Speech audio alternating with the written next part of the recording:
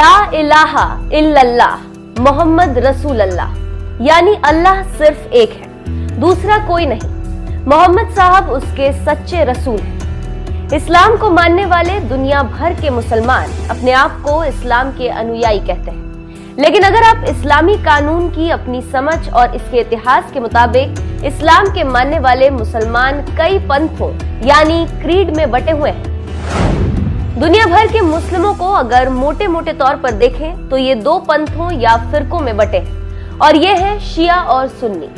इनके अलावा छोटे छोटे दूसरे भी फिरके हैं, यहाँ तक कि शिया सुन्नी के अंदर भी कई फिरके या पंथ हैं। अल्लाह एक है, मोहम्मद उसके आखिरी दूत है, इस बात पर शिया सुन्नी दोनों सहमत हैं। लेकिन अब सवाल ये उठता है कि अगर दोनों पंथ इस बात पर सहमत हैं तो फिर विवाद क्या है? दरअसल दोनों पंथों का बंटवारा हुआ पैगंबर मोहम्मद साहब के निधन के बाद। मोहम्मद साहब के बाद उनका उत्तराधिकारी कौन होगा, इसको लेकर दोनों पंथों में मतभेद है। जिस शरिया कानून पर इस्लाम चलता है वो भी इन दोनों पंथों में कुछ मुद्दों पर अलग अलग है। प्रॉफिट मोहम्मद का जन्म 570 ईस्वी के आसपास माना जाता है और उनकी मृत्यु 632 ईस्वी के आसपास माना जाता है। 40 साल की उम्र में उन्हें अल्लाह का आखिरी दूत घोषित किया गया। सुन्नी का मतलब यहाँ सुन्नत से है, यानी जो कुछ पैगंबर मोहम्मद बता कर गए और जिन तौर तरीकों को उन्होंने अपनाया उसे अपनाना। जो पैगंबर मोहम्मद के तौर तरीकों को अपनाता है उसे सुन्नी कहते हैं। एक रिपोर्ट के मुताबिक पूरी दुनिया में लगभग 80% सुन्नी है तो 20% शिया रहते हैं। सुन्नी मुसलमानों की माने तो मोहम्मद साहब की मृत्यु के बाद हजरत अबू बकर 632 से लेकर 634 ईस्वी तक मुसलमानों के नए नेता बने, जिन्हें खलीफा कहा गया।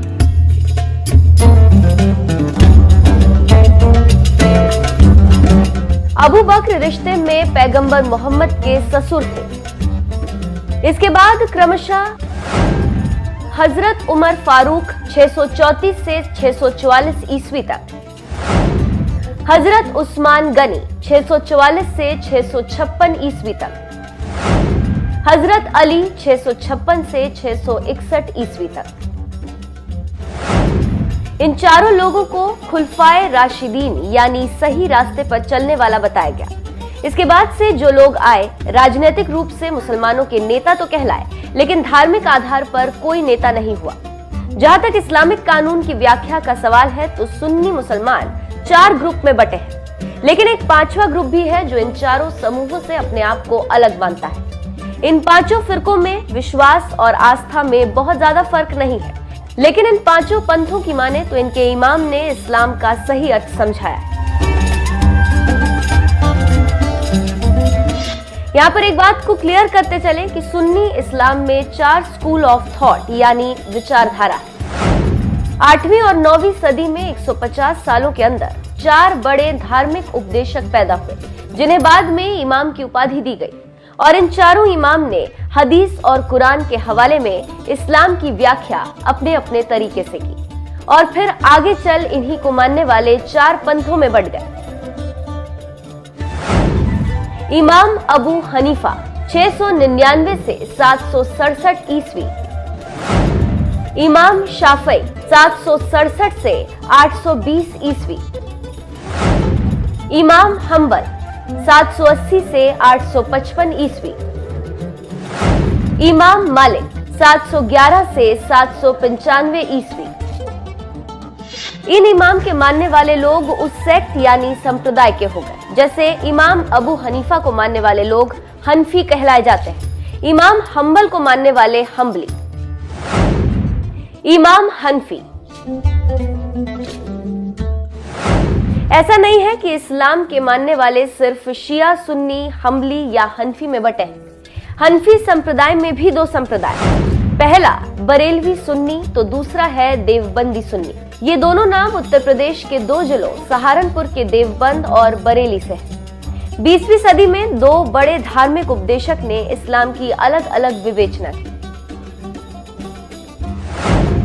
मौलाना अशरफ अली थानवी 1863 से 1943 तक, अहमद रजा खान बरेलवी 1856 से 1921 तक। इन दोनों धार्मिक नेताओं ने इस्लामिक कानून की अलग अलग व्याख्या की। अशरफ अली थानवी का संबंध दारुल उलूम देवबंद से था, जबकि अहमद रजा बरेलवी का संबंध बरेली से था।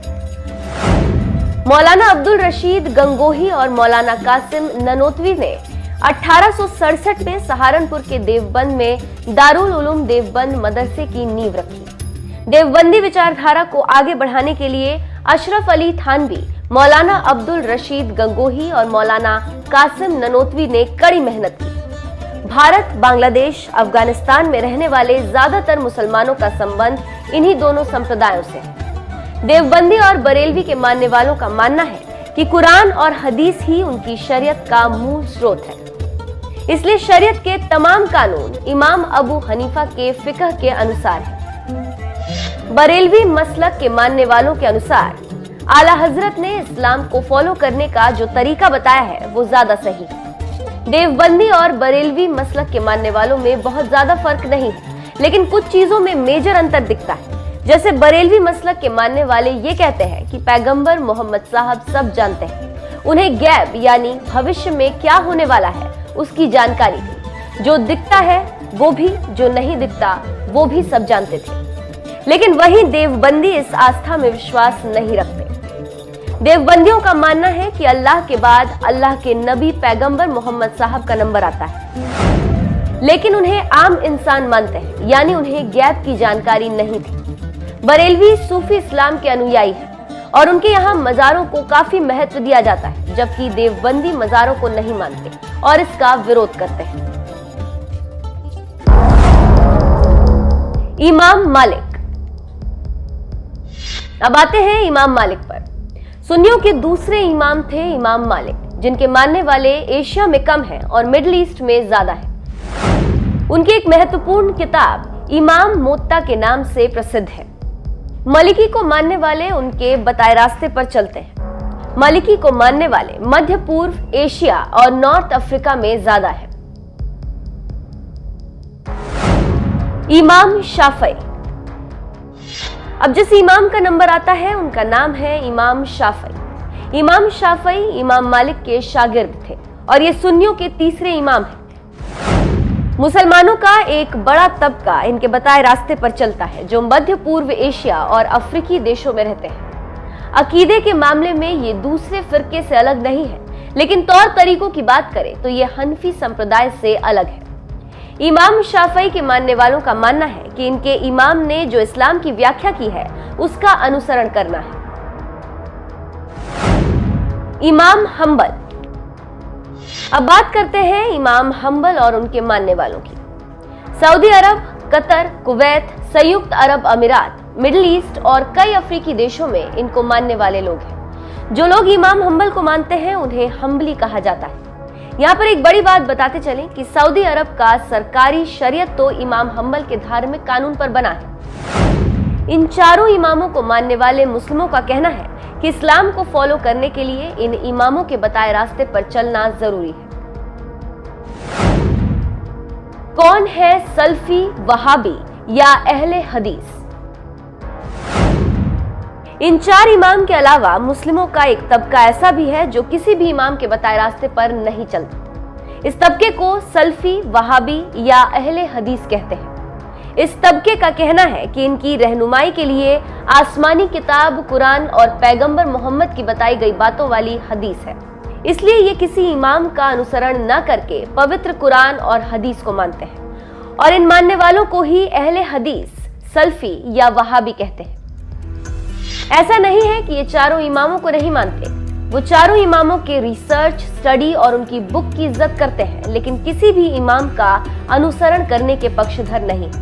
इनका मानना है कि इमामों की जो बात हदीस और कुरान के अनुसार है उस पर चलना तो सही है, लेकिन किसी भी समस्या का समाधान हदीस और पवित्र कुरान से ढूंढना चाहिए। इस समूह का कहना है कि वो उस तरह के इस्लाम का प्रचार चाहता है जो पैगंबर मोहम्मद साहब के जमाने में था, और इस सोच को आगे ले जाने का क्रेडिट जिसे जाता है उनका नाम है इब्ने तुमैया और दूसरे हैं मोहम्मद बिन वहाब। अब्दुल वहाब के नाम पर ही ये फिरका वहाबी के नाम से जाना जाता है। सल्फी विचारधारा के लोगों को सांप्रदायिक तौर पर बेहद कट्टरपंथी और धार्मिक मामलों में बहुत कट्टर माना जाता है और इस बात को कई थिंक टैंक ने भी कहा है। सुन्नी बोहरा। अब आते हैं सुन्नी बोहरा पर। इनका प्रभाव महाराष्ट्र, गुजरात के साथ ही साथ पाकिस्तान के सिंध प्रांत में ज्यादा है। ये लोग ज्यादातर व्यापार करते हैं। बोहरा शिया और सुन्नी दोनों होते हैं। सुन्नी बोहरा इमाम हनफी को मानते हैं तो दाऊदी बोहरा शिया समुदाय के ज्यादा करीब है। अहमदिया। जैसा कि आपको शुरू में ही बताया था कि इस्लाम के मानने वालों की बुनियाद यह है कि अल्लाह या ईश्वर एक है और पैगंबर मोहम्मद अल्लाह के आखिरी दूत या नबी है। इस संप्रदाय की स्थापना भारतीय पंजाब के कादियान में मिर्जा गुलाम अहमद ने की थी।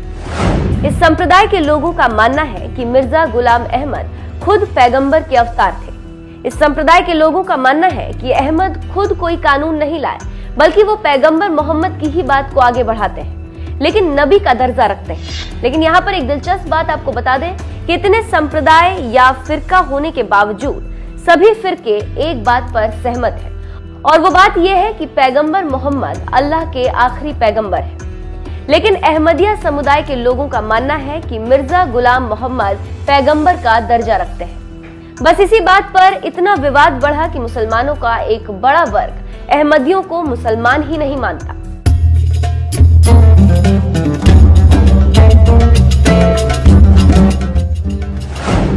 शिया मुस्लिम। अब आते हैं शिया मुस्लिम पर। सुन्नियों की तुलना में शियाओं का खान पान और इस्लाम को मानने का तरीका काफी अलग है। शियाओं की माने तो पैगंबर मोहम्मद के बाद खलीफा नहीं बल्कि इमामों को ज्यादा महत्व देते हैं। शियाओं की माने तो पैगंबर मोहम्मद के बाद जो इस पद के सबसे योग्य शख्स थे वो हजरत अबू बकर नहीं बल्कि हजरत अली थे। शियाओं की माने तो मोहम्मद साहब भी हजरत अली को अपना उत्तराधिकारी घोषित कर चुके थे, लेकिन धोखे से मोहम्मद साहब के बाद अबू बकर को नेता चुन लिया गया था। शिया मुसलमान मोहम्मद साहब के बाद बने 3 खलीफाओं को अपना नेता नहीं मानते और उनको गासिब कहते हैं। गासिब अरबी का शब्द है और इसका अर्थ होता है हड़पना। शियाओं की अगर बात की जाए तो उनका मानना है कि जिस तरह अल्लाह ने मोहम्मद साहब को नबी बनाकर भेजा था, ठीक उसी तरह हजरत अली को भी इमाम या पैगंबर नियुक्त किया था। यहाँ पर एक और बात आपको बता दें, जिस तरह सुन्नी कई फिरकों में बटे हैं, ठीक उसी तरह शिया भी कई फिरकों में बटे हैं। इश्ना असरी। ये शियाओं का सबसे बड़ा समूह है जो 12 इमामों की बात को मानता है। दुनिया भर के लगभग 80% शिया इसी समुदाय से आते हैं। इश्ना असरी का कलमा सुन्नियों के कलमे से अलग है। शियाओं के पहले इमाम हजरत अली है और अंतिम इमाम मेहंदी है। शिया अल्लाह, हदीस और कुरान को मानते हैं, लेकिन केवल उन्हीं हदीसों को मानते हैं जो शियाओं के इमामों के माध्यम से लिखे गए। कुरान के बाद हजरत अली की कही गई बातों पर आई किताब नहजुल बलागा और अल काफी काफी महत्वपूर्ण पुस्तक है। ये समुदाय इस्लामिक कानून के हिसाब से जाफरिया में विश्वास रखता है। इस संप्रदाय के लोग ईरान, इराक, भारत और पाकिस्तान समेत दुनिया के अधिकांश हिस्सों में पाए जाते हैं। इश्ना असरी के 12 इमाम: इमाम अली, इमाम हसन, इमाम हुसैन, इमाम अली जैनुल आबदीन, इमाम मोहम्मद अल बाकिर, इमाम जाफर अल सादिक, इमाम मूसा अल खादिम, इमाम अली अल रिदा, इमाम मोहम्मद अल जवाद, इमाम अली अल हादी, इमाम हसन अल अस्कारी, इमाम मोहम्मद अल मेहंदी। जैदिया शियाओं का दूसरा सबसे बड़ा समूह जैदिया है, जो 12 के बजाय 5 इमामों की बात को मानता है। इनके 4 तो शियाओं के ही इमाम हैं, लेकिन 5वें और अंतिम इमाम हजरत अली के पोते जैद बिन अली हैं। इन्हीं को मानने की वजह से ये जैदी कहलाते हैं। इनके मानने वालों का कानून जैद बिन अली की किताब मजमूउल फिक्ह से लिए गए। इसको मानने वाले लोग ज्यादातर यमन में रहते हैं। इस्माइली शिया। अब आते हैं इस्माइली शिया पर। ये शियाओं का धड़ा सिर्फ 7 इमामों को मानता है और इनके अंतिम इमाम मोहम्मद बिन इस्माइल है। इसी वजह से इन्हें इस्माइली कहा जाता है। इश्ना असरी शियाओं से इनका विवाद इस बात पर है कि इमाम जाफर सादिक के बाद उनके बड़े बेटे इस्माइल बिन जाफर इमाम होंगे या दूसरे बेटे। इश्ना असरी समुदाय के लोगों ने इमाम जाफर सादिक के दूसरे बेटे मूसा काजिम को इमाम माना और इसी विवाद की वजह से बंटवारा हो गया। इस तरह इस्माइलियों ने अपना 7वां इमाम इस्माइल बिन जाफर को माना। शिया दाऊदी बोहरा। अब आते हैं शिया दाऊदी बोहरा पर। यह समुदाय शिया फिकह के इस्माइली को मानता है और इसी विश्वास पर कायम है। इस्माइली शिया और दाऊदी बोहरा में फर्क इस बात का है कि दाऊदी बोहरा 21 इमामों को मानते हैं। दाऊदियों के अंतिम इमाम तैयब अब्दुल कासिम हैं। उनके बाद धार्मिक गुरुओं की परंपरा है। बोहरा समुदाय के लोग गुजरात और महाराष्ट्र में सबसे ज्यादा पाए जाते हैं। ये एक सफल व्यापारी समूह है। इनमें दिलचस्प बात यह है कि इनका एक धड़ा सुन्नी भी है। खोजा संप्रदाय।